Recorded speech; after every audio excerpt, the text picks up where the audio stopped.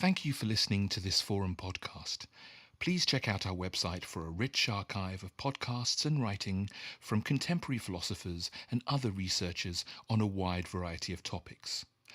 The Forum is an educational charity dedicated to bringing academic philosophy to a broader audience. Please consider donating to us via our Just Giving page, which you can find on our website.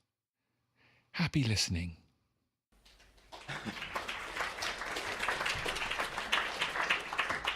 Good evening, everyone. Welcome to the LSE, and welcome to this dialogue on the minds of whales.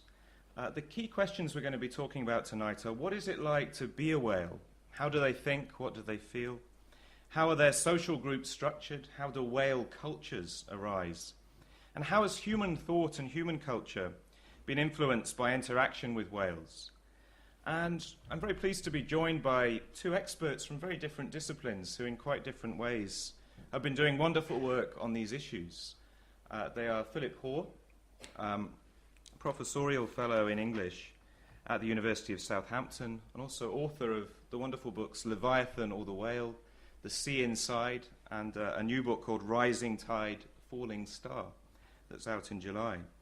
And Luke Rendell, reader in biology at the University of St Andrews, an expert on cultural lives of whales and dolphins, and wrote a book of that title with Hal Whitehead. Now, to give you a sense of the format for tonight's event, Philip will first of all give us a talk for about 15 minutes, and then we'll have a discussion between Philip and Luke about the issues raised by that talk, and then we'll have an opportunity for you to ask some of your questions to Luke and Philip. Then we'll move on to a talk by Luke about his work and some further discussion between Philip and Luke, and then another opportunity for some questions. So to start us off then, I'd like to invite Philip Hoare to make some introductory remarks on the history of whale and human interaction and how interaction with whales has influenced human thought. Thank you, Jonathan. Good evening, and it's so good to be here talking to you. It's especially good being with Luke, who is one of my heroes when it comes to talking about whale science. So just really is to give context to what Luke's going to talk about, really, and what he and I will hopefully discuss with John and yourselves. Just want to talk a little bit about the how we got to this point, how we got to the point that has ended up in Luke's brain, basically. It's a bit like The Simpsons. Instead of that sort of thing, when they come out from The Simpsons' brain, we're going down into Luke's brain. So I hope he doesn't mind. But it comes in the shape, in the graphic shape of the whale that is there really at the start of human culture and human history and natural history. Because of the trajectory through which the animal and our species have moved. And obviously the whale is many species, about 85, changing all the time, but 85 species now, I think. Luke was right on that maybe, but and the way that history, that shared history, has changed, the way that the whale has changed according to what we want of it. And so it starts, as far as culture is concerned, in creation myth, in the creation myths of the Haida or the Maori, Christian parable in the Quran. The whale appears as an enigmatic behemoth, the Leviathan of the deep, this eldritch creature, swimming perhaps at the very edge of the known world, of the flat disk of the earth. There be dragons. Those dragons were whales. And gradually it starts to change. I'm starting with an image which is a much more image of the modern myth of the whale, which is from the Rockwell Kent illustrated edition of Moby Dick, published in 1930. A book written by Herman Melville in the 1850s, published in 1851, very much inspired by this city in a strange way. I only just discovered this week that just before Melville arrived here in Craven Street, not far from here, alongside Charing Cross Road, where he came in October 1849, wearing a green coat, of which he was inordinately proud. Just the week before he arrived, a fin whale had stranded on the Thames at Grays in Essex, a 58-foot long fin whale, which was seen rolling in the waters, and some local labourers set out in a boat and lashed it. Amazing thing to do. A 58-foot long baleen whale, the second largest of the whales. Brought it into the side of the river and dispatched its life with a sword, and then gathered the sixpence which they were charging to come and see this whale, this extraordinary visitation. I don't know, we don't know how far what Melville knew about that animal. But we know that when Melville was in London, he was getting drunk in the city, wandering back down Oxford Street, imagining whales swimming back after him down Oxford Street. He saw butchers in Smithfields and imagined it full of blubber. He went to Windsor and saw the Queen riding with her son, the Prince of Wales. So all these things were really mulling about in Melville's head. And it's quite extraordinary, really, that book, which is such an American classic, was really born in this city. It's very interesting. But what Melville was doing, he was creating a new kind of whale for our modern myth. I mean, that's the whale you all drew as a kid, I would imagine. It's the whale I imagined, painted by my grandfather down the side of the bath in the house he'd built for himself and my grandmother when he'd come back from the First World War. An image which stayed so much in my mind that when I was a kid I actually didn't like taking a bath. I felt there might be a whale in it. Strange. And it's partly for that reason that I couldn't even go near the water. I never learned to swim until I was 25 and I was living in Hackney. But that's another story. And the in a way what Melville did with the whale is kind of what Peter Benchley did for the shark. He created this monstrous creature, and it was a monstrous creature because it was being born of one of the great industrial enterprises of the 19th century, the whaling industry of the 19th century, in which America, the great new republic, was making its mark around the world, exporting American influence around the world. Likewise with Britain, the Netherlands, feeding a new industrial revolution with its blubber, with the oil rendered down from its blubber. The machinery of the industrial north was being lubricated by whale oil. The streets of New York, Berlin, London and Paris were lit by whale oil, until the discovery of mineral oil in Titusville, Pennsylvania in 1859. It was whale oil that the world ran on, and those whaling ships were the equivalent to the modern oil tankers. It had that kind of power. The whale had changed. So just leap back a bit to the way the visual symbol of this animal changes. So this is a medieval illustration, really illustrating those horned beasts spouting froth, spiky, bizarre creatures, really sort of a chimera, really, in a way. But it's interesting to look at this image and see words we already recognise regarding whales, balena and orca. There's even the orca's dorsal fin represented there. And the two blowholes of a right whale, this is clearly a right whale, which has a very signature double blow going off, creating a V shape. This is the whale that was being hunted by the British, being brought down to Canary Wharf and the Isle of Dogs. The Millennium Dome is built actually on a whale rendering plant. Places set out of the olfactory range of the decent citizens of London. So these were animals which are slowly coming into being from these fearsome creatures of myth towards something a bit more recognisable as modern whales. Although very unlikely, the cachalot or potfish, clearly an overgrown tadpole, a finfish, a fin whale, one of the most elegant and hydrodynamic and beautiful cetaceans around here. It's been a squashed up sort of toad.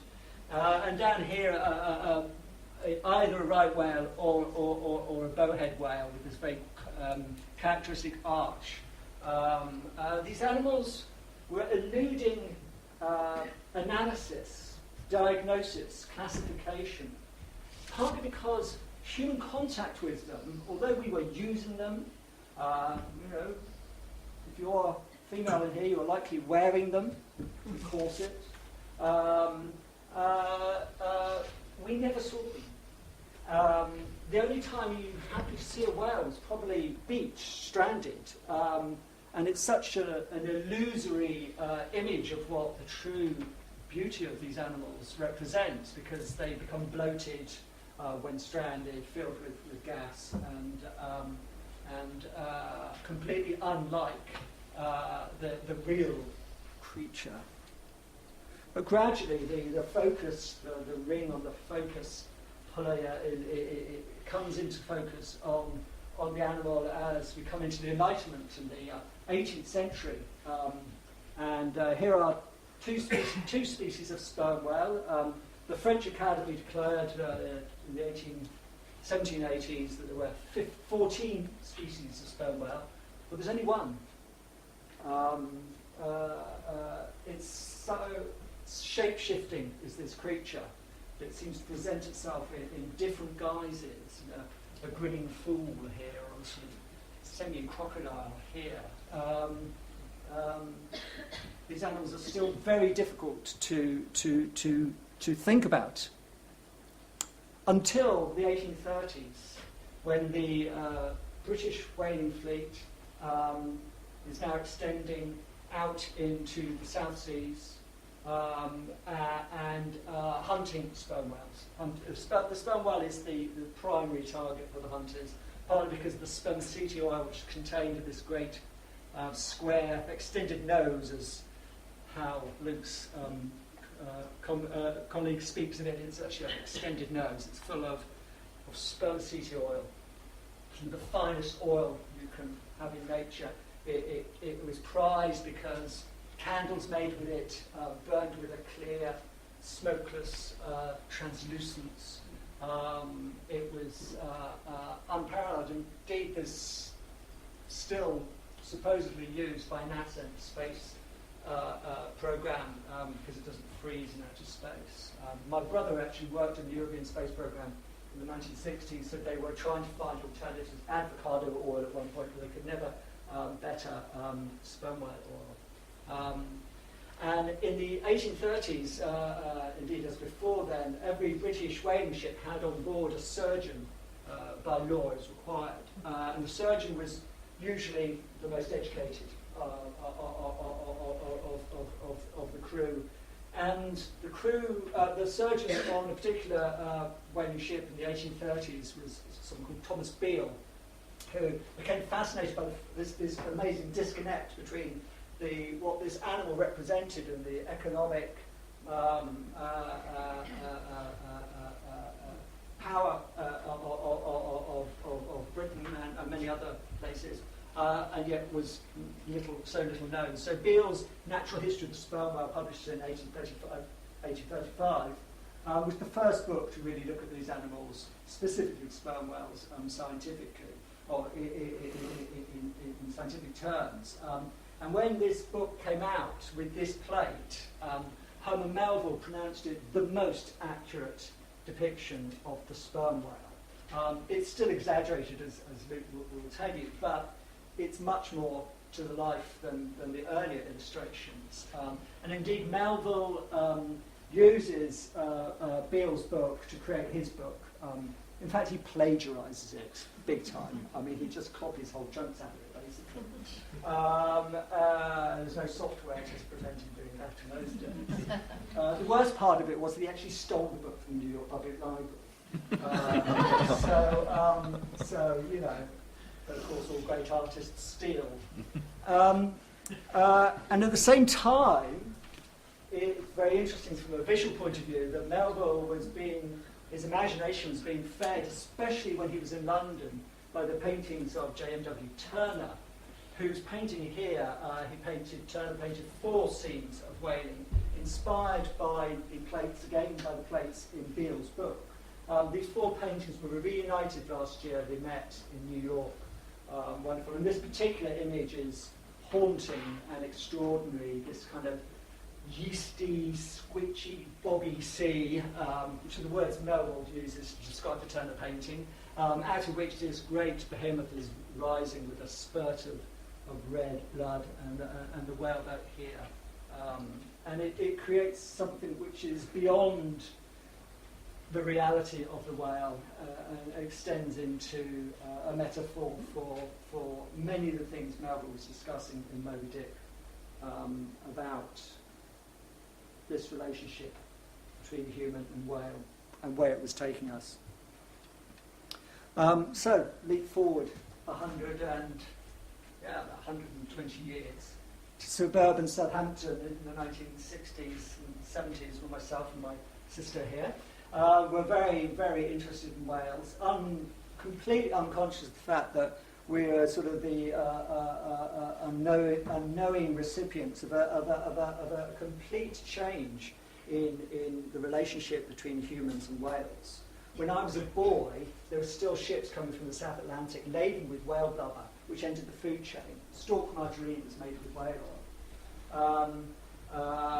When my mother kissed me goodnight, her cheek brushed mine with makeup made with whale oil. Tennis rackets were strung with whale guts. It was still part of the economic discourse of our country. But things were changing in the most extraordinary way. Although we knew nothing about that, I don't think. Myself and my 2 sisters, actually.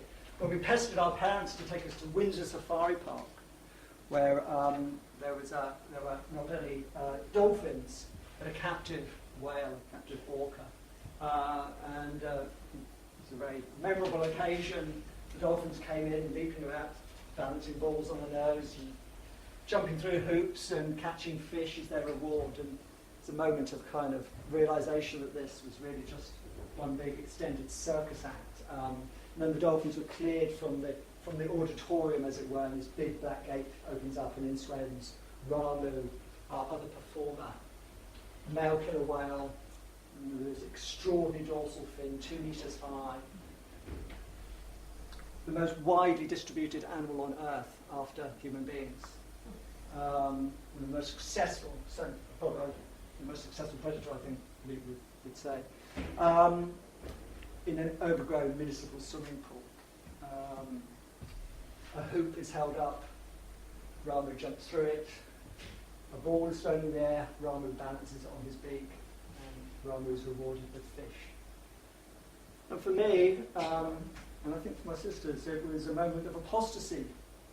It was a moment of innocence destroyed. That while people were generally moving in a direction towards ending whaling, these animals were still being used in a different way, as entertainment. It's quite interesting how that change around happens almost at the same time. Very interesting. And at the same time too, this extraordinary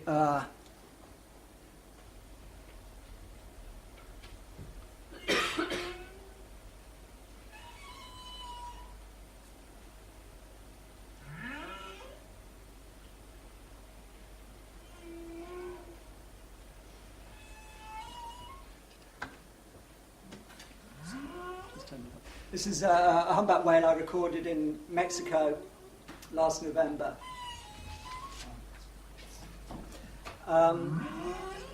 And this recorded sound was released as an album by Roger Payne. The sounds had already been picked up in Bermuda by a US monitoring station. But Roger Payne released it as an album sort of at the same time as 2001. And any of you who know 2001, there's this strange noise coming from an alien block drawing us on towards the infinite. And of course, what happens when Payne releases this sound into popular culture, and this is in the early album charts with Led Zeppelin and whatever, the animal that had been dumb and unable to protest its abuse suddenly has a voice. And it's not just a voice, it's a threnody. It sounds like a lament. In fact, it's a horny wail. But for most people at that time, it was taken up as this new age soundtrack. And really, that was the moment at which, in a way, the whale was saved. By Roger Payne dangling his hydrophone in the Atlantic and recording this animal, things changed. To the extent that David Bowie plays a benefit gig for the Friends of the Earth, this is 1972 at the Albert Hall, sitting astride a grenade harpoon, Ziggy turned into a kind of saviour of the whales. Astride one of the most barbaric instruments devised to kill animals. And for me, that personally, that trajectory ends in Cape Cod in the year 2001, coincidentally, when I encountered my first whale in the wild, humpback whale off Cape Cod. I remember feeling very uncomfortable with the fact that I was paying someone to take me to go and see whales. I felt this was like another aquarium show or something. I remember standing and proud about saying, okay, show me what you've got. And this 40-ton, 40-foot humpback whale breaching right in front of me, this great barnacled angel hanging there in a diamond sea spray halo with these great pectoral flippers, the longest pectoral flippers of an animal, 15 foot long, 5 meters long. No animal deserves its binomial so well. Megaptera novoangliae, big-winged New Englander, this kind of barnacled angel hanging there, and being already a practiced writer, I responded very poetically. I said, fuck. Because there are no words for it. There are no words.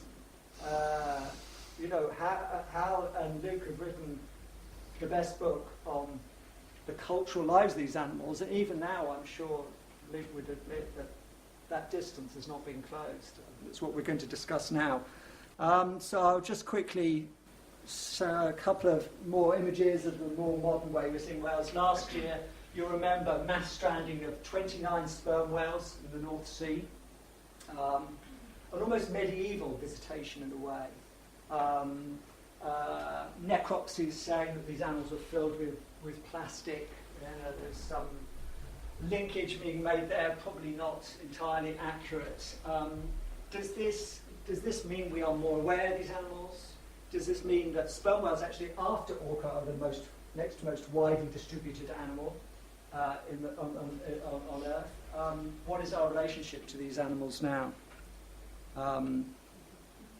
Common dolphin, which I encountered last year in Provincetown, and the sense of what these animals do when we are confronted by their physical self, stranded. You'll remember last month the mass stranding in New Zealand of pilot whales.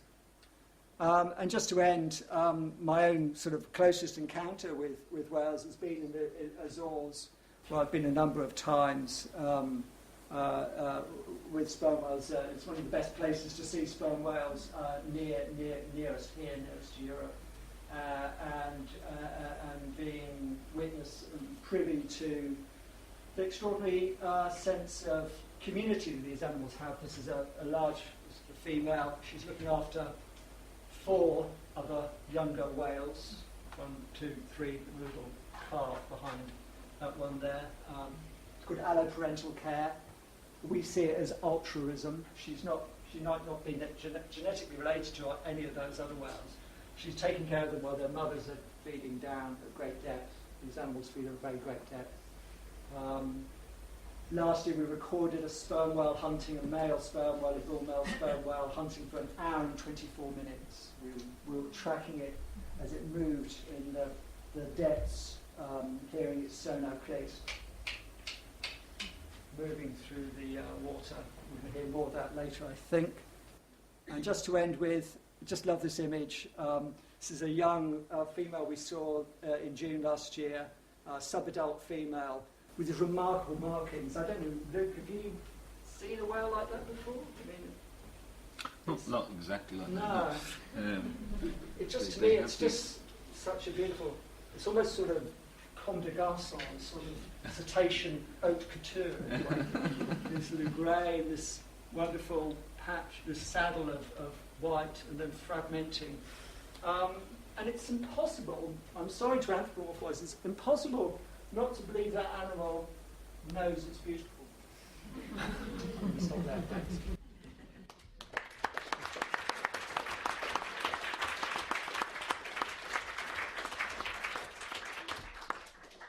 Thanks very much, Philip. Reactions from Luke? Thanks. That's I expected nothing less from yourself, having read your books as well. No one knows the history of the interaction between whales and humans better than you, and few people have come anywhere near expressing it in the way that you have. I was struck actually when you started talking, and you were describing this guy going at a whale with his sword. In a way, they've acted as a kind of technological benchmark almost for our own progress. We've gone from these animals being able to basically extinguish us in the flick of a tail to us getting to the stage where we thankfully realised that by outright hunting them we were going to and we sort of stopped ourselves there. Will we be able to actually stop ourselves with all the other effects that we're having on their habitat? It's one of the great and worrying questions of our time, I think. But they have we've gone from that insignificance next to them, in an astonishingly rapid space of time. And also the fact that their fate is in our hands. Which is yes, now it is. It was once. If you were at sea, your fate was in their tail, as it were. And now the situation's very much reversed, and it's they've sort of been a constant while we have gone off in these directions.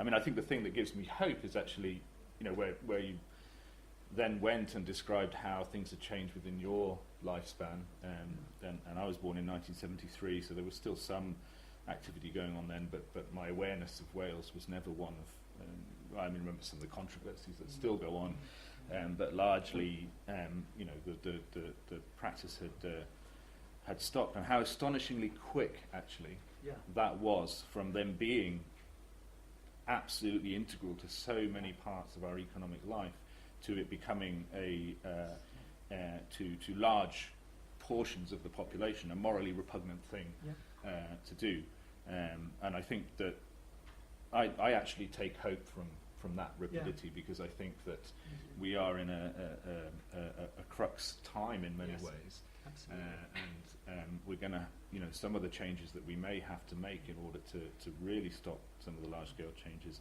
are as profound, or if not more profound, than the change of going from an industry reliant on whales to one in which we have a different relationship to them. Absolutely. But the rapidity with which we've been able to do that is perhaps a source of hope. It's extraordinary, and I think in a way we're still dealing with the psychic reverberations of that. They were still hunting sperm whales until 1986 in the Azores. It's only when Portugal joined the EU that ended. And it's quite interesting that the whalers who were hunting these whales, they have these cliff-top towers called vigias, where they look out, and so it gives them an amazing panorama. The Azores very well, obviously, but it makes it a great place for whale watching now, as it was for whale hunting, is you have this great sort of vista before you. So the guy in the Vigia can actually almost, it's like a game of chess. He can manipulate the boats in front of me. He's talking to them through a radio and saying, we've got a pod here, we've got a pod there, and just manipulating them.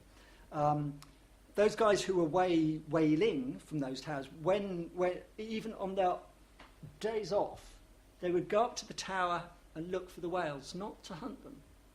This strange connection that they felt sort of connected to them. And of course they were the people who when whaling was converted to whale watching, became the same people who were hunter turned. They will have undergone this extraordinary transformation themselves and seen it Exactly. happen in front of them. The world just changed so rapidly. Absolutely. From what they grew up with. Absolutely. There was a guy in one of the local restaurants pulled up his shirt and he had sperm whale teeth marks down his back. Rather him than me, I think. Have you actually? What sort of encounters? How your physical encounters with the animals? I mean, your first encounters with them. Just to know what. My first encounters with sperm whales were actually in the Azores in 1995. So I was volunteering with a group called the International Fund for Animal Welfare, who had, as part of their campaign to change the way that we were, I guess, using whales, had focused a little bit on the Azores as a place where you could actually see the potential for directly transforming from a whale extracting economy to a whale sort of appreciating economy, if you see what I mean. And they tried to. So we actually worked quite closely with Serge, who you went out with. Right, and I remember going to see him when he had a very small operation in 1995, and he was still trying to convince. And he got very excited because he's found this thing called vegetable ivory, which was the kind of nut of some plant in the Amazon that had physical properties very similar to sperm whale teeth, and he was bringing these in and giving them to the guys who used to carve sperm whale teeth and giving them a new economy based on that skill. And we did a bit of allo-parenting ourselves in the very first encounter that we had with a group of sperm whales between two of the islands, and I'm not sure there wasn't something odd going on because it was a very small group. Just 2 or 3 females, and they had a calf, and all the adults actually in that group they all died. I mean, I guess they must have been hungry at the same time. And as we were waiting there, we heard this sound, and we realised that the calf had actually come alongside our boat and spent the next 15 or 20 minutes literally in physical contact with the boat, rubbing up and down against it, and we just didn't know what was going on, but we just sat there and turned off the engine and said, well, we'll just have to deal with this. And you write it down scientifically, whale rubbed against the boat for 20 minutes. No idea what was going on, whether that calf had sort of think, well, this is a big blue thing at the I need to swim towards that and be close to it because this is safety for me. While the adults were away, and then of course when the adults came back, it seemed to be, oh dear, I've got to go over there. So that's where it all started with sperm whales. I mean, I've been lucky enough to encounter fin whale that was curious about, again, a drifting boat, and I was actually in the water at that point. We just sort of hung off the back of the boat with a camera, thought, well, we can get some images of it. There are these moments where they manifest a kind of what you would have to describe as a curiosity or as an inquisitiveness. With sperm whales, you're much more likely to see it with young animals, and particularly young males. Don't really know why, but that's the way it is. They do seem incredibly curious. I mean, we were with a small pod of maybe 15 sperm whales in the Azores in June, and they were just coming right up to us, and they as you know, they don't have stereoscopic vision because their eyes are over there. But what they would do is they'd come underneath you and turn upside down and look up. That way, it's the only time they can see stereoscopically. Yeah. It does right. seem extraordinary. If you get them in the right time, they will manifest curiosity. They're also capable of manifesting exactly the opposite, and just sort of getting on with their lives and not giving a monkeys whether you're there or not. But something that's particularly about the young males. So one of the, you mentioned hydrophones. We often tow a hydrophone that's sort of 100 metres long behind our boat, and the cable that brings the signal back is actually originally designed for use in lifts, so it has a Kevlar reinforcement on it that's supposed to act as a kind of. But I've never been as glad that we used that kind of cable as when a sort of young male in Dominica became very curious about this thing dangling off the boat, and I watched him sort of take it gently in his mouth and slide down it, disappearing with this thing running between his teeth, whether it was the sensation of it or just the general curiosity. And I'm afraid I was very, very prosaic in my reaction, because I held onto the cable and I could hear him. I could feel it sort of vibrating, and I was just intensely aware that this hydrophone had cost me £2,000. Don't bite, just let it run through, and it did actually, didn't do any damage.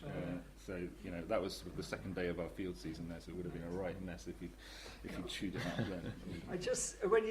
What always strikes me is the way they move in the water and how fast they can be gone if they don't want to be there. Yes. I mean, it's just, and it's one of my bugbears about the human relationship with these animals is the names we give them, and I think sperm whale must be one of the ugliest names in the natural, and it comes from when an early hunter pierced that great proboscis, really, and the oil spurted out. They thought it was the animal's semen, hence sperm whale. I much prefer the French name, cachalot. And in a way, it's not, but I sometimes think it's a kind of double entendre, cachalot, hide in the water. Because you can be there, and then they just go. It's like Star Trek Warp Factor 5, isn't it? They're just like, gone. And it's just extraordinary. Well, it's the immense power, I guess, in those tails where they don't have to move them very much. It just looks very lazy, doesn't it? But you realise that they're swimming faster than you ever could. And so it's a constant dynamic situation. There is no stationary for a sperm whale. It's something we take for granted, isn't it? We can just sort of sit down and stop moving, and a sperm whale will never ever, or any other whale actually, will never ever do that in its entire life. Of course, because they sleep, they practically shut off half the brain, is it one hemisphere, and rest. So they're semi-conscious because they can't be entirely unconscious because they're voluntary breathers, aren't they? Yeah, that's right. With the sperm whales, actually, we have a little bit of evidence that suggests that actually, when they doze, they might do it with both hemispheres. Because so with their blowhole at the surface. So we published a study a few years ago now, which combined some tag data, some suction cup tag data, so you could see what animals are doing in the in sort of 3 dimensions. And my colleague Patrick Miller came to me and said, "Look, I keep seeing this in my tag data. The whales swim along, they dive, they go to depths. We know that's fine. They hang out at the surface, and then all of a sudden they stop and they just go vertical like this, and they hang there for about 20 minutes to 40 minutes. What do you think they're doing?" I've seen them do this. We had an encounter off the coast of Chile where we inadvertently, while recording and getting having the engine off and but the sails up and getting caught a little bit by the wind, sort of sailed through the middle of a group that were doing this, and we actually see it on a reasonably regular basis, and they just sort of hang not upside down but vertically like this,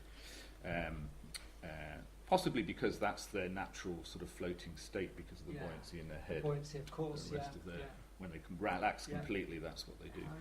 It's interesting. Did you hear the report? I just heard a report on the radio this morning about elephants sleeping for just 2 hours at a time. Yeah.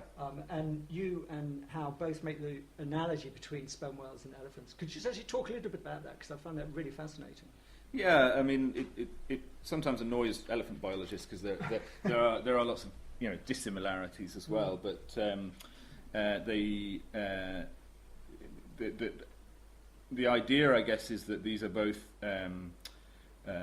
species that have attained a sort of size refuge from except for their young, largely a size refuge from the predators in their environments. There's very few. The sperm whales killer whales will go for them, and possibly other ones, but and occasionally lions will attack young elephants. But they reproduce slow, and so as opposed to sort of fish species where you put a lot of energy into producing millions and millions of eggs every year, these animals produce young every 3 to 5 years or something like that. And so each one is intensely precious. It's a sort of in evolutionary terms, in Darwinian terms, that you've invested a lot in that one calf and that one offspring, and so when each individual young is so valuable, you get this sort of selection pressure for the social structures to build up around the idea of taking care of these young, because it doesn't take a loss of too many, and they are in a vulnerable state. So there's some kind of, I think what Hal was identifying was some kind of parallel there, where these are species that have evolved a lot of their lives and a lot of their social lives really around this idea of the preciousness of their offspring in strictly sort of brutal Darwinian terms. So I can see we're moving on to our next topic. I mean, before we have Luke's talk on this, I'd just like to fit in 2 or 3 questions from the audience before we then move on. Ideally as a batch. There's one here, and put your hand up if you have a question, and then we'll do them consecutively. You mentioned elephants. I think something might be cropping up, that dolphins. I mean, could you just say something a little bit about the comparison of whales and dolphins? Dolphins considered, Dr. John Lilly was a famous person you probably know about, the most intelligent species after humans, but whales might come pretty close. Could you just say anything about that? Okay, I will do. As a sort of modern-day student and scientist researching cetacean behaviour, I have a very mixed feeling about the legacy of John Lilly, who made these claims about intelligence, and maybe the next intelligence after man, or maybe even more intelligent. And as a result of some of the sort of, I guess, lack of scientific discipline of in the things that he said, kind of cast a shadow and cast out the study of cetacean behaviour as a respectable thing for a scientist to do for especially 10, as he was dropping acid years. Yes, of course, and that was involved in it. And while at certain points in his life, I'm absolutely convinced he had some really amazing insights and this kind of thing. He also kind of made a legacy that we're still in many ways trying to escape when we talk about the scientific study of cetacean behaviour. The other thing I wanted to pick up on in your question is this idea of that you can rank species, rank animals, different species in terms of their intelligence, and this is sort of maybe a natural way of thinking that we fall into. I was talking about it with a colleague last week, and I came up with a metaphor that may or may not work, but it's this kind of you'll have heard it in the scientific literature as the scala natura, the natural scale, and everything's we're at the top and everything's sort of gone up. It's almost like the metaphor I came up with is the train line, right? We all start off at the beginning of evolutionary history and we go along this track, and different species get off at different stations, right? Here you are at the sort of a little bit clever station, and then you go a bit further and slightly more clever station, and you get off there, and we're the only ones left at the end of the line, right? And we can look back and say, look at all these animals have got off at different stations on this intelligent branch line, if you like. And that's just not the way that evolution works, okay? Because they don't stop and get off. They just carry on in their own direction. And so animals that we would have thought, you think things like bees or insects or ants and things like that, been around for ages and basically stopped evolving. Well, nothing ever stops evolving. It just continues responding to the selection pressures that it's experiencing. So it's not a ladder. It's this kind of branching tree. And if you look across the mental feats, if you like, that different animal species can perform, you see that they're beautifully adapted for the problems that they have been posed by nature. So if you look at, for example, jays, the jay family of birds, who part of their ecology is actually to cache little bits of food and to store it. And they have a spatial memory. They can remember where hundreds and hundreds of these caches are, where they've made them. And they far exceed our ability to do that, unless you train yourself for years and years and years. You can train your mind. That's one of the great things about human mind. So I think it's an easy to understand kind of mistake in the way that we think about the relationships in terms of intelligence or not intelligence in terms of animals, that there's some kind of ladder or train line that we've gone down and stopped at different stops, when in fact everything is responding all the time. And John Lilly was also, he's very keen on the communication thing, Dolphinese, he sort of termed their language Dolphinese, and he created this extraordinary environment where his researchers could live 24/7 with dolphins in a semi-submerged apartment in the Caribbean, didn't he?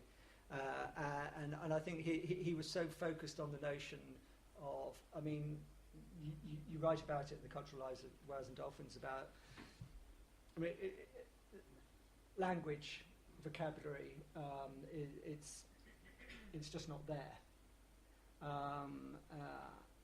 No matter what we do, it's not going to be there.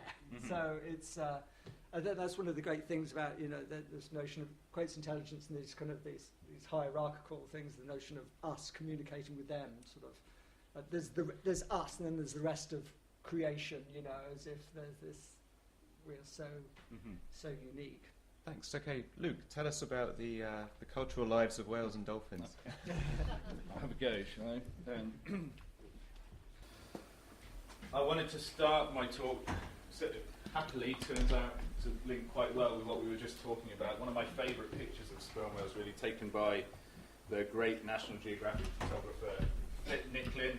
And this is a group of sperm whales in that characteristic, curious posture where they're actually using the one angle at which they can stereoscopically view things to view the photographer in this image. But I think it's just a beautiful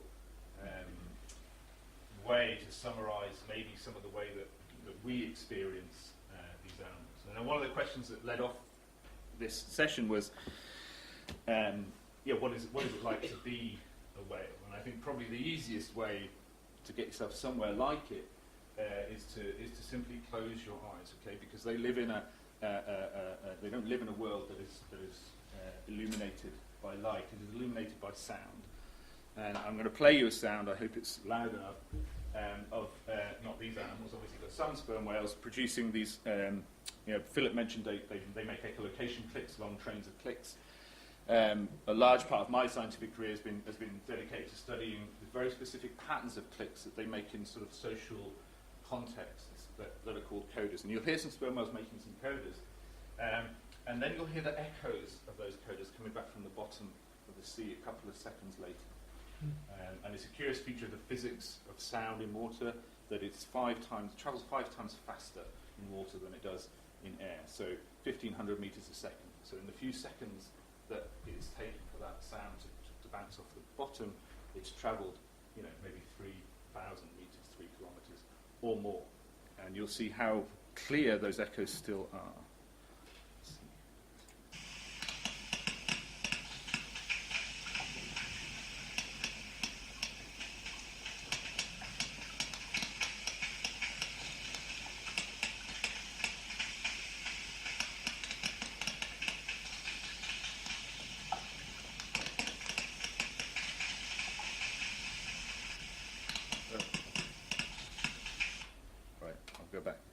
I just wanted to keep this image up here.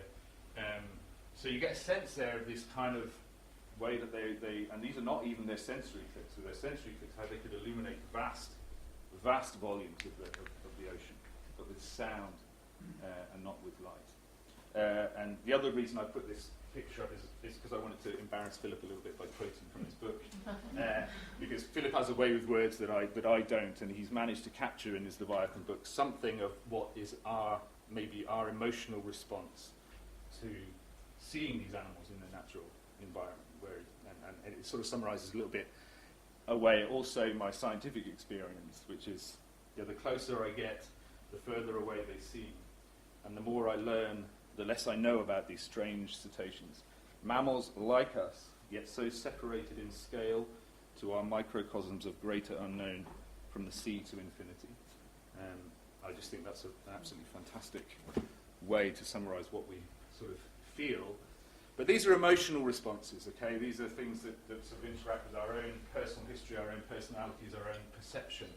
And as a scientist, I'm supposed to cleave to the idea that we do things objectively and we collect data and we make measurements in some way that we can agree on commonly that isn't dependent on our personal histories and our particular personalities.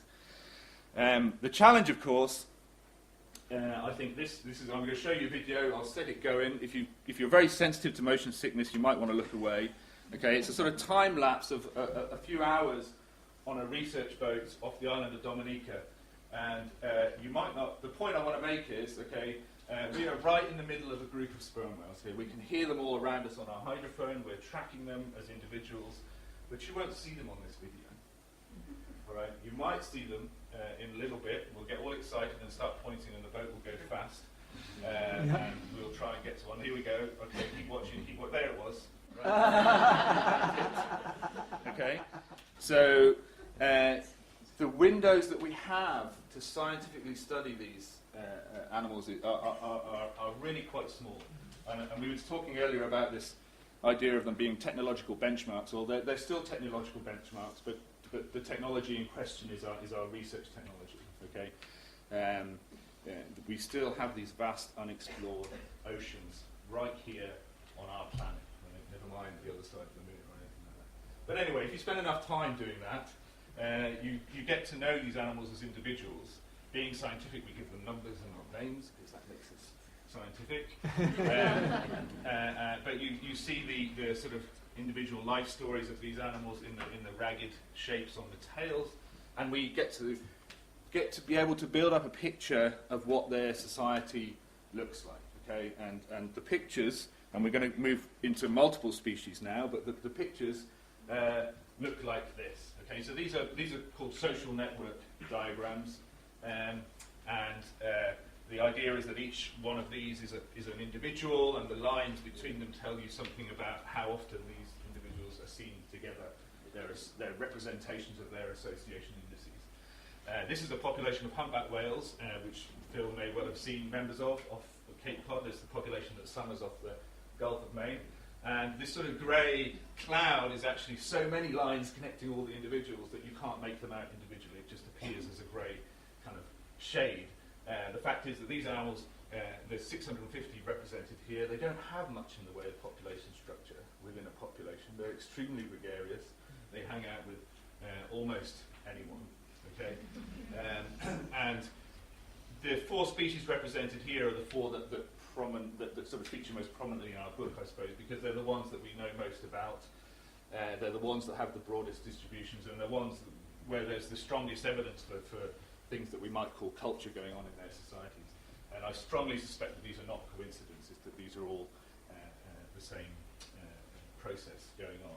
So we go from our sort of very gregarious humpback whales to our bottlenose dolphins. So this is a New Zealand population in Doubtful Sound, where you still see a lot of gregariousness, but you can start to see a little bit of structure, actually. There's two major groupings here, all of which hang out with each other, but not many connections between them. Okay, and then we can look at killer whales, where you start to see very, very clear group structures, individuals that spend almost all their time together, but they still hang out with other killer whales, just not as much, but they form a sort of community. Okay, and then down here are your sperm whales. And sperm whales are noteworthy because they have these extremely strong bonds within their units, and yet they don't really seem to spend a lot of time interacting between those units like the killer whales do. The one exception is males, because they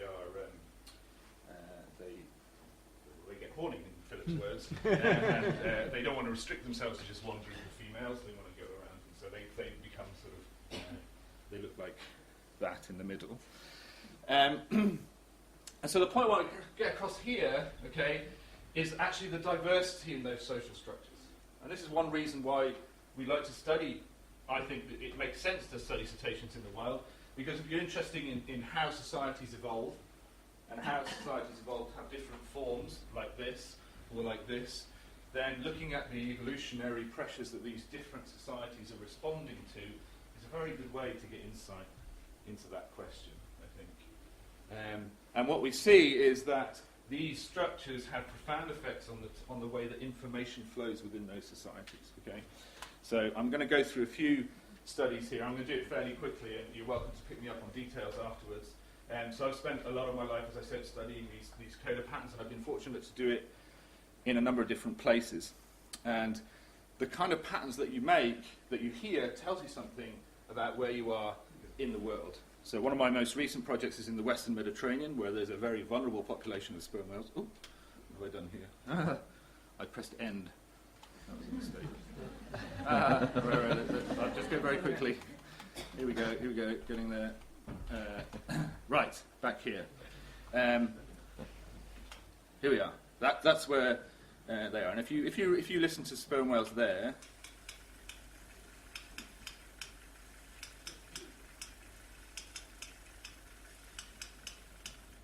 they make that coda. They make almost nothing else. Okay, and again, being scientists, not authors, we give nice names to these patterns. So the 3+1. If you go to Dominica, where that video was shot, then you hear something different. That's not working. All right, it goes like this. Right, it's 1 + 1 + 3. And if you go to the Galapagos Islands in the Pacific,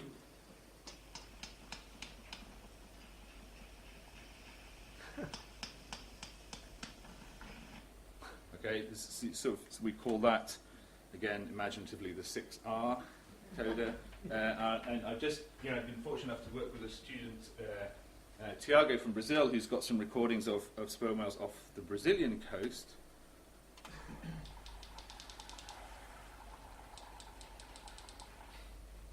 Okay, maybe I'll play that to you again because it went by kind of quick. So they kind of start off in this regular, and then they go a bit crazy towards the end. But very distinctive. And at the moment we don't know what to call it, so we're calling it.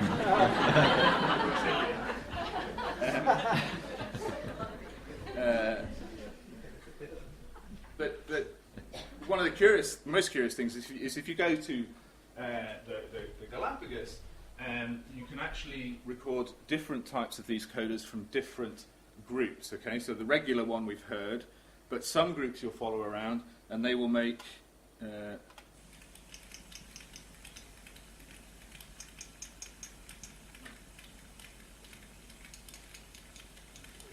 you can kind of hear that little pause before the last one. We call those +1. So they're kind of related to the 3+1, but in the Mediterranean they only ever do 3. It's 3+1 and that's it. Whereas here they'll do 3, 4, 5, 6, this kind of thing.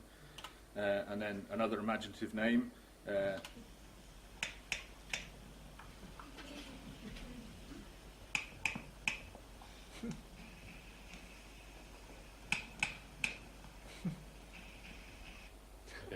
so we've collected as much evidence as we can, and all the evidence we have, but I don't have time to go into the details of it, suggests that these are learned patterns, and that they are culturally transmitted.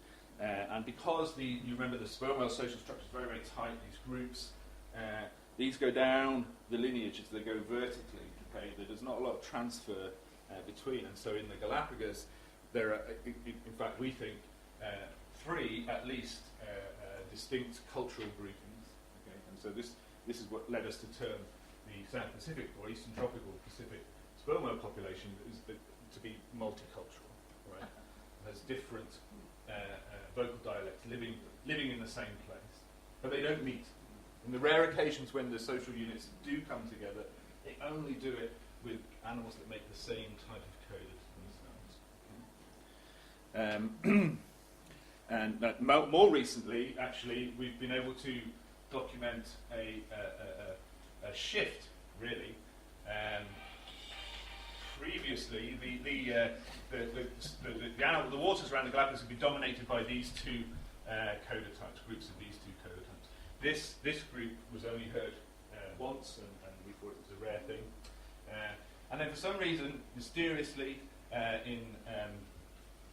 my dates right here, in about 1999, 2000, the sperm whales disappeared from the Galapagos. The sighting rates just went way down, and it was no longer really feasible to do research there. And then in the sort of 2010s, they started to come back. I mean, 2014, 2015, I went down there with a PhD student on Hal's boat and a PhD student called Mauricio Cantor, and we recorded the sperm whale groups that were coming into this area, and we didn't hear any of these. We only heard these, and we heard another vocal grouping that we previously only recorded off the coast of Chile. So there had been this kind of transplanting somehow. One population had left, another population had moved in. And we only knew about these dynamics because we'd been able to track the behaviour, the vocal behaviour. Okay? And so it's a really interesting study that sort of makes you question whether you're studying biology or history at this point, right? As clans move in and out of a particular area. Okay, here's our humpback population again. It's a blob, a bit like the one we saw. Here is where all these sightings relate to. So these are waters that Phil knows well. The temperature of them as well. This has been laid out in a particular way. Okay, it's not random the way this network is laid out. It looks like a big blob, but you see the lines get darker in the middle here. That's because all the animals that have a lot of connections, the most gregarious ones, are pulled in towards the centre. Just as a technique for envisaging networks called spring embedding. But it results in the animals that have relatively few connections out on the edge and the ones that do on the bottom. In the early 1980s, a new feeding technique, an elaboration of an existing feeding technique, called kick feeding was seen in this population. And through the astonishing work of a guy called Mason Weinrich, who over this entire 30-year period has been organising for volunteers to go out on whale watch boats and record which animals they see and what they see them doing. Not sophisticated techniques, just visually taking a picture, it's that animal, they were there, and this is what they were doing, has allowed us to track the spread of this new feeding behaviour elaboration called kit feeding through the population, and I will not be able to show you a video of it going through. Okay, I'll just explain what happens. Red here is where this technique happened, and if I play you the video, what you'd see is all these dots in the middle turning red, and very few of them around the edge turning red. Okay? And so when we do quantitative analysis of this, we see that the most important determinant of whether you as an individual whale started doing this behaviour was actually how many other whales that did it you were hanging out with at the time. Right? So strong evidence over a 30-year sort of timescale for social transmission, the cultural spread within a population. Okay? Notice how the sort of gregarious nature of this network means that it spreads through a population sort of horizontally quite quickly. Finally, I'm going to talk about killer whales. You might think killer whale is killer whale is killer whale. Well, that's not the picture that we have right now as scientists. It's evolved rapidly over the past 20 years as people have researched more and more different populations in more and more different places and realised the astonishing diversity in the way that different populations of killer whales make their living. Okay? And like in the case of the sperm whales in the Galapagos Islands, sometimes this diversity occurs in the same place. Right? So off of the west coast of Canada, you have in the same waters groups of killer whales that specialise in hunting other marine mammals. So this is a porpoise being thrown in the air, and others that specialise on salmon, okay, and have become adapted almost to specific salmon runs. But they share the same waters. Okay, in different places in the world, you see killer whales that attack large whales, killer whales that eat herring. Killer whales in two different places have developed this technique of going up the beach and grabbing pinnipeds off the beach. In New Zealand, there's a population of killer whales that has that can forage on stingrays, which is not an easy thing to forage on. It has to be done right, but they have a specific way of doing it. And then in Antarctica, there's this extraordinary diversity of no less than 4 different types of killer whales, one of which specialises on seals and has an astonishing hunting technique where they will swim together towards pieces of ice and generate a wave, which has been beautifully analysed by hydrographers at MIT, no less, as being beautifully adapted to focus the energy of the wave on one particular point, rocks the seal off. And in fact, it's not just any old seal, they specialise on 2 particular species of all the diversity that are there in Antarctica. We don't know why. Another one focuses on penguins. Another one focuses on minke whales, the sort of most common other cetacean species in the waters. And another one hunts Antarctic fish, as far as we can tell. So in the same place, in the same waters, you get this kind of diversity.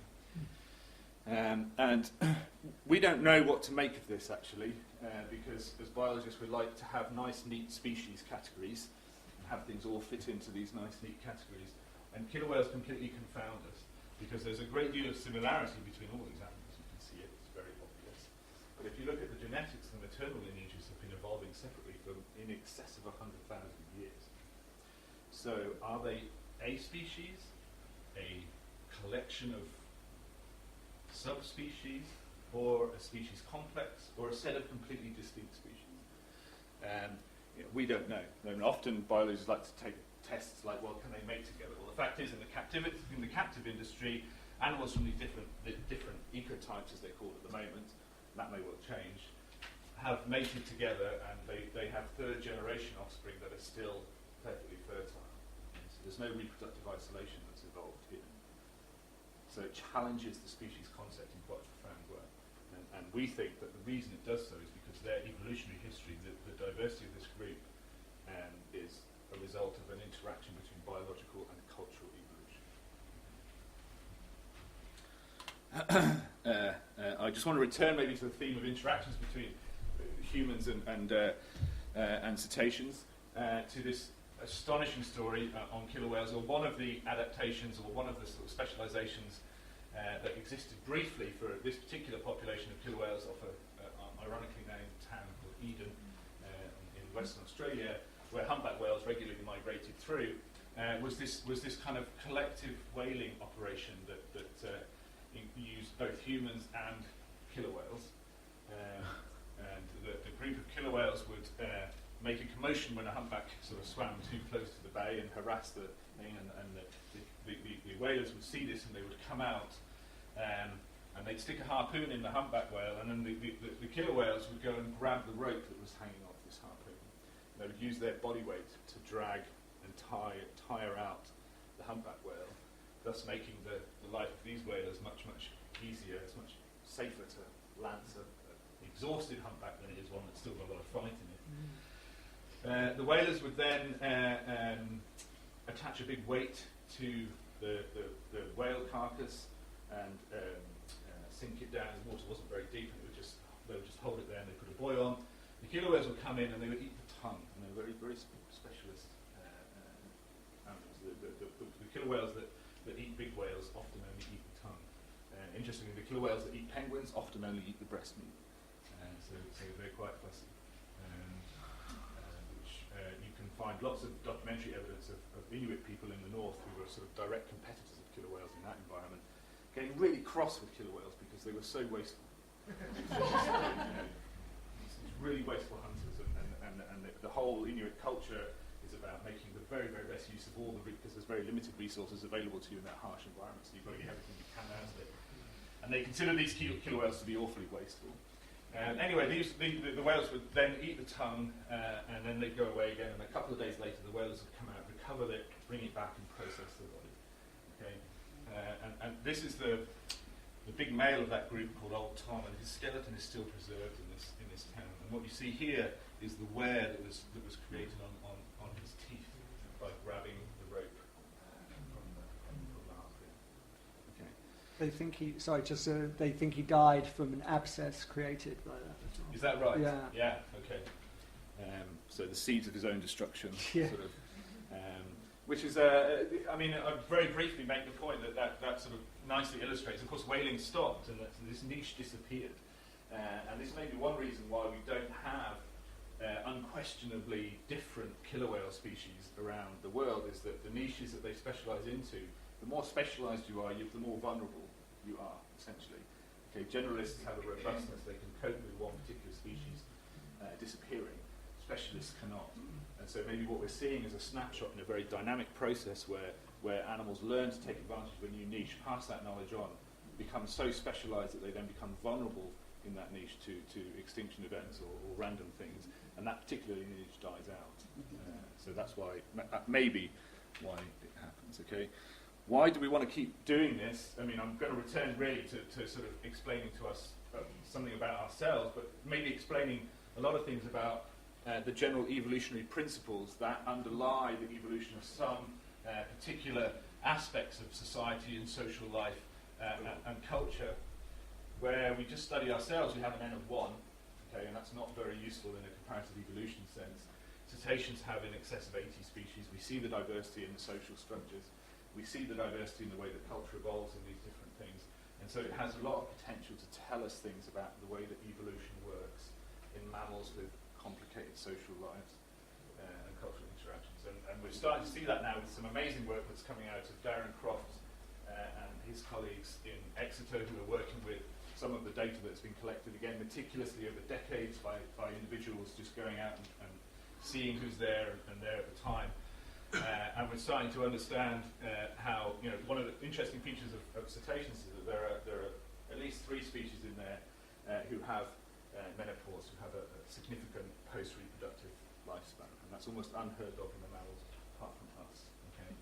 And we know enough about the demography of these species to understand that not only are mothers and grandmothers selected largely for the success of their own grand offspring, so this grandmothering hypothesis where you use knowledge that can help you in times of rare events, but also the demography sort of leads, as killer whales get older and older, they become more and more surrounded by their kin, so you get these kin selection effects which also promote extended post-reproductive lifespan. I'm sorry if that's just a bit too technical, and I'm happy to explain it in more detail.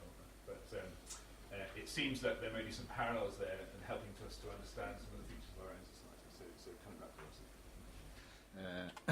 That was it. So the message of our book really is that we think in at least some species of whales and dolphins, culture is vital in the sense that a whale cannot develop into a fully functioning adult member of its society without the cultural input that comes with developing and growing up in that society. That's why perhaps some of the killer whale reintroductions have failed, for example. What that says about their minds, I don't know. Maybe we can talk about now. That's all I was going to say. Thanks very much.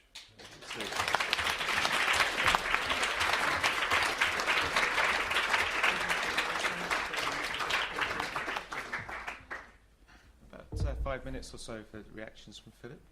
Yeah, well, it's just extraordinary. Actually, just a quick little footnote about Eden. I've been to Eden, and there was another use being made for the whales there. They would, when they brought the humpbacks in, occasionally they would rent them out to human beings to come and, as a kind of whale sauna, sit in the whale. And apparently the residual body heat of the whale is meant to be very good for rheumatism. So someone can sit in a rotting dead whale. But another extension. I suppose there's so many things that sparked off by, just kind of mind-blowing notions. Could you just talk a little bit more about what the click systems, the coders, why they should develop? Why they should develop? What are they for? Well, we don't know. We can only speculate, right? I'm going to be awfully scientific, sorry about this, but right. we have to be very cautious in not jumping to too many conclusions. What we can say, and we've done some studies of they often like to make these things together. they make them at specific points, right? They dive, they leave the surface, but before they get to their foraging depths, they will often exchange a few of these coders, and then they go and they forage, and then you'll often hear them doing it again when they come up to the surface. Okay, so that suggests there's a real coordination going on there. The group is life to the sperm whale. Okay, a female sperm whale on its own is doomed. It may not survive. It's certainly not going to reproduce successfully because it cannot feed itself and protect its calf because the calf can't follow it down to the depths. Right? It's that dilemma, that conundrum, which we think has driven the evolution of the whole social system and these very, very tight bonds within the group.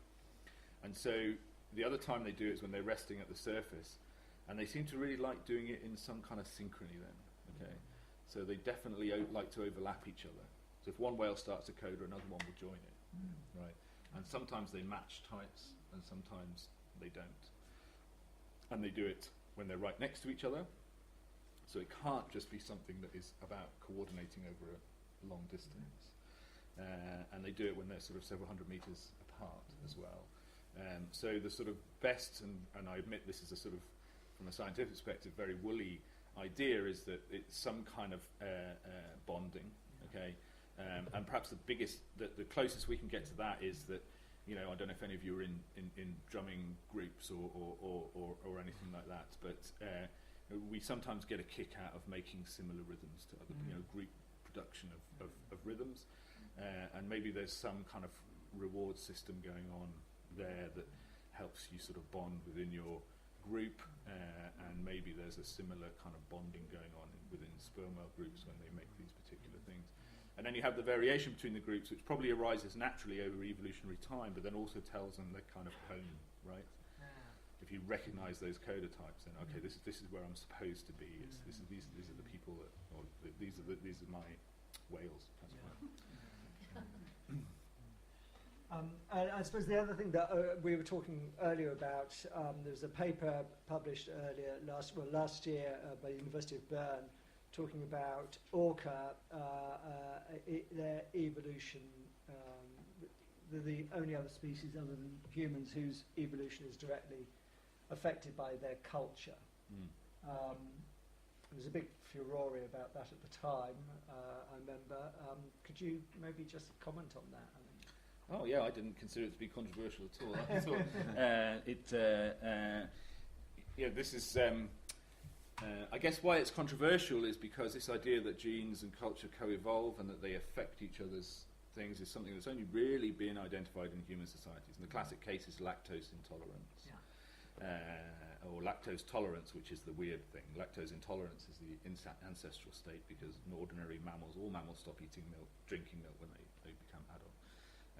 But that has become selected for in populations with a cultural history of dairy farming. So the idea is your learned behaviour changes your selection pressure, changes your genetic makeup. And that is probably the predominant evolutionary force in the human genome right now. This paper was kind of documenting how in these different ecotypes that I put up, you could detect variations in specific sets of genes. And we're at a state now about a kind of weird scientific state where we can say that two genomes are different in certain places, but we're still profoundly ignorant about what those genes do. You know, we have some notion of what pathways they're involved in, but we don't really know what the variation we're seeing means. But we see variation in things like genes associated with dietary enzyme production and things like that, which are obviously going to be related to the diets that these particular animals are specialised in. So the idea is that you learn to exploit a new, you know, maybe you're a generalist and you learn something, but then a specific opportunity comes along, like there's a big salmon run at a particular time of year, or one of your group innovates a way to safely eat stingrays, and then your entire group kind of focuses on that, and it changes the selection pressure that group is experiencing, even within the same habitat, right? Because in the human history, you had non-dairy farmers and dairy farmers in the same habitat. So there's I think there's a very profound similarity in the processes, the evolutionary processes that are ongoing. What it says about the mind, I don't know. This is so it would be great at this point to have one or two questions from the audience on this stuff. We'll have two consecutively. We'll have one here from the front row, and then we'll go back to, I think, the fifth row. Thank you very much. You wonderful talks. I'd like you to both to say something about the difficulties and the challenge of doing scientific research when you can't do experiments in whales either ethically or practically in the same way that you can do with fruit flies or mice. But for instance, how could you work out, how could you tell whether a whale knew that another whale was its grandmother? And if you've got a social species, does it not mean that you also you need the skills almost of a social anthropologist in order to understand or guide the approach to looking at another social species? Great, thanks. And second question? Hi. So I was wondering about the social networks that you showed at the beginning of that second talk. And they were pretty distinct between the different species of cetaceans. And you also talked about how orcas in different parts of the world have very different behavior, which is like a community thing. And I was wondering if the data exists or if you would expect to see difference in that social network structure between these communities in different parts of the world. Thanks. And let's also just take a third question. There was a third one from the second row here, middle of the second row. Thank you. I just wanted to ask, is there any interest or sort of research happening in Japan on whale culture and intelligence?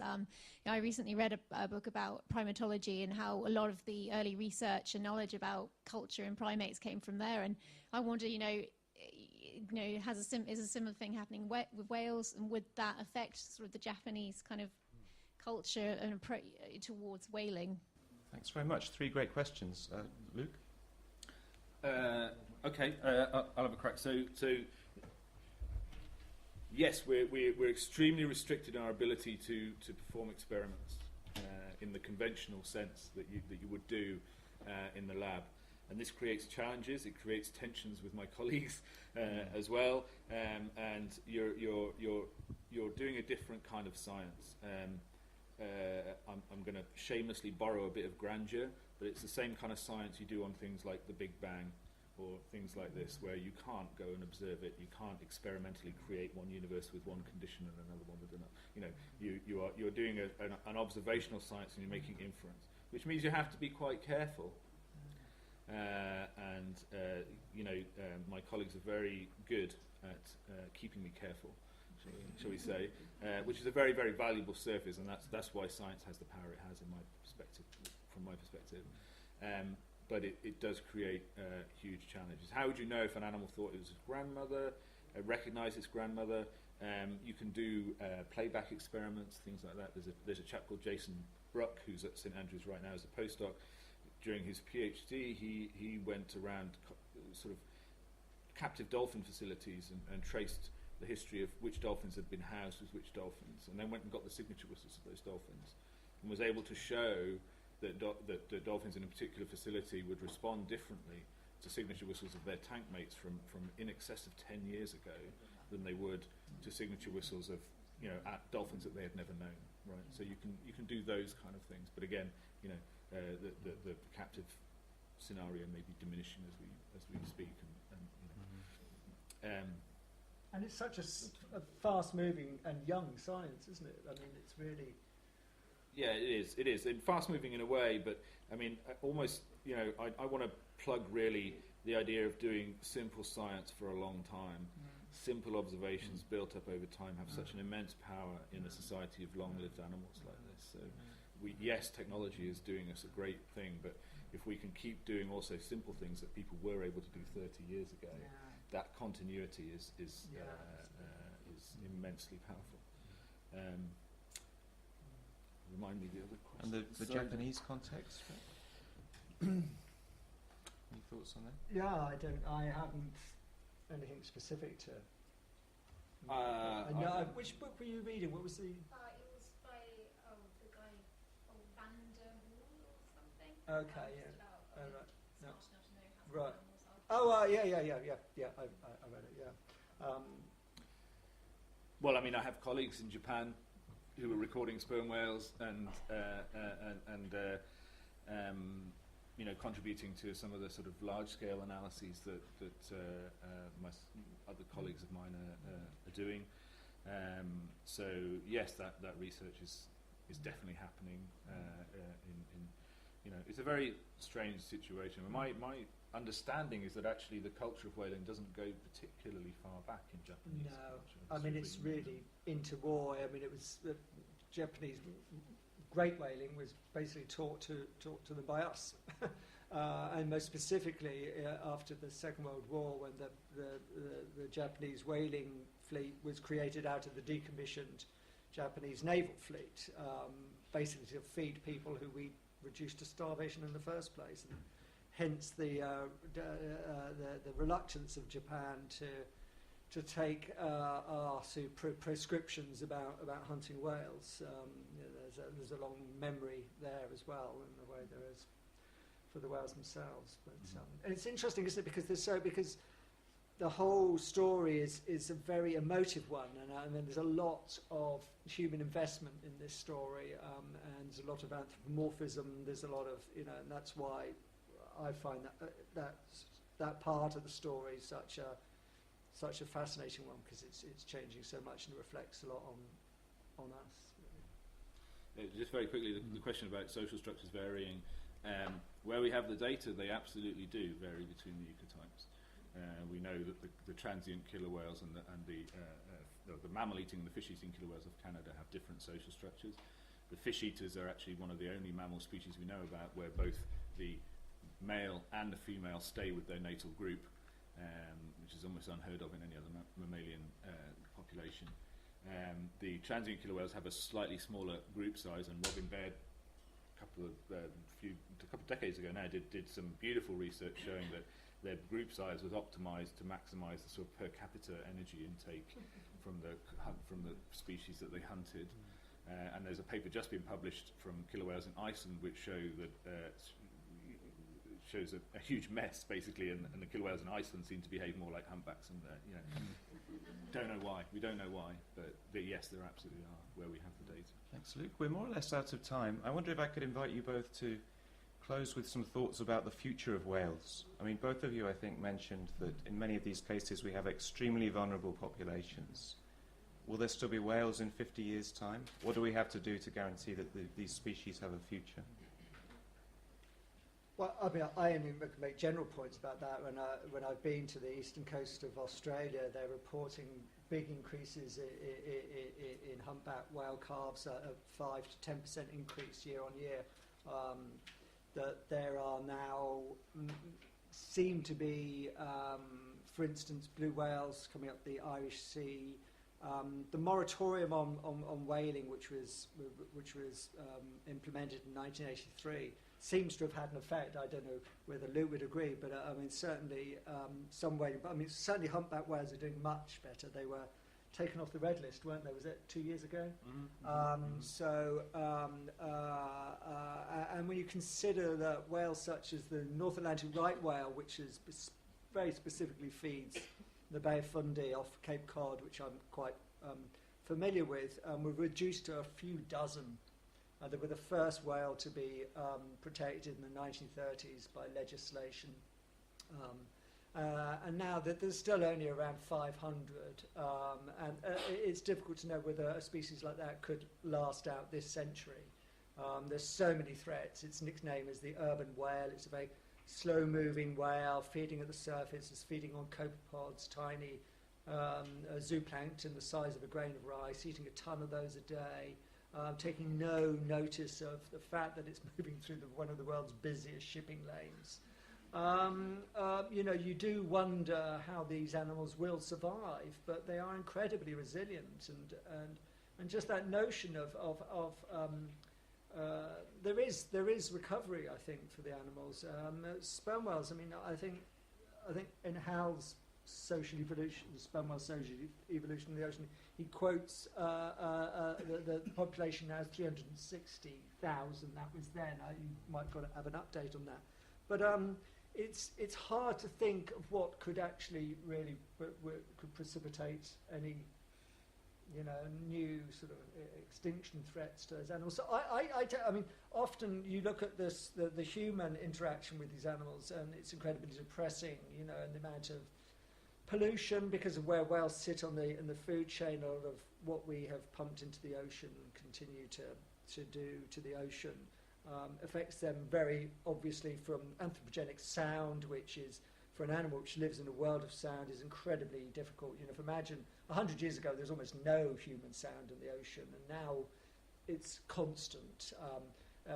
Weeks after 9/11, when the shipping lanes between Boston and the east coast of America and Europe were stopped because of the terrorist attacks, the guys studying the Centre for Coastal Studies who were recording the sounds of right whales realised they stopped shouting. So there are bad things and good things about the stories. So I try to be very optimistic about it. Yeah, Philip's absolutely right. The relief from the hunting pressure of whaling has allowed a lot of populations to recover.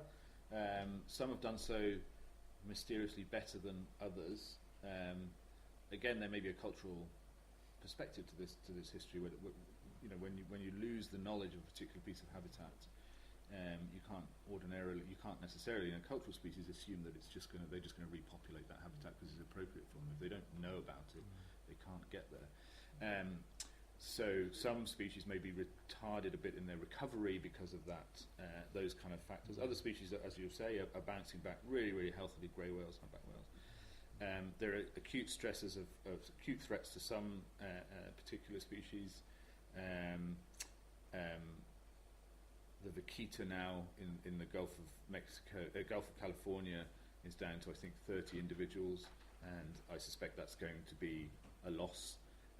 We're going to lose that species, and while we might manage some of the sort of acute interactions with noise and shipping and things like that, two things really: we've got to stop putting things in the ocean. We're just starting to see these microbeads now show up in absolutely horrific quantities in horrific places. Realising what we've been doing over the last 20 years with respect to that, but I think that's a solvable problem. Over the longer term, the climate is changing. Don't really care what political party you belong to. It is changing. It's going to change massively. It's very, very hard to predict. I suspect there'll be some winners and there'll be some losers, and we may well lose some species as a result of that. But thanks very much. I'm afraid that's all we have time for. Thanks very much for your attention.